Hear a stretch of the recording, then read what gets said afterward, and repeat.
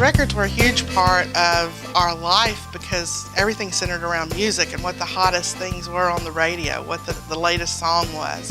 If you can imagine standing, listening to Shaft for the first time come across speakers, or Staple Singers, I'll Take You There. Any of these, it just had that feel. Oh, I failed to mention the mixing on the Led Zeppelin III album, which Terry Manning did.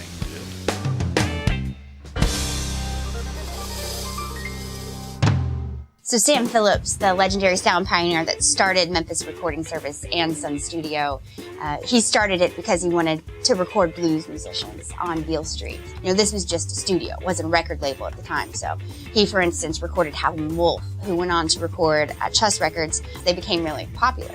So all of a sudden, everybody in Memphis who was a blues musician wanted to record at Sun because he knew he had connections. And there was a band called Jackie Brinston and his Delta Cats, which was they were from Clarksdale, Mississippi, which is just the center of the Delta blues, always has been. In the band was a piano player, Ike Turner, who was kind of the leader of the band. And they were invited by Sam, and of course it was something they were excited about doing. And on the way here, there was an accident, and the guitar player's amplifier fell off of the truck, and their speaker cone was crushed, and they didn't have enough money to buy another one, and so, they fixed it basically themselves. They took a whole bunch of paper and kind of crumpled it up, and they put it into the cone of this amplifier. And the idea is that cone was going to be held shape by that paper.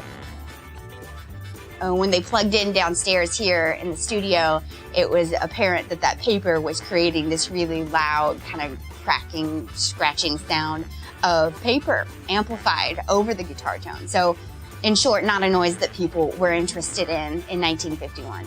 And Sam heard this really loud kind of crunching noise of the paper over the guitar tone, and he thought it was really interesting, and he made it louder. And so they recorded a song in the studio with that really loud cracking sound. And of course, that became known as the very first ever known recording of distorted guitar.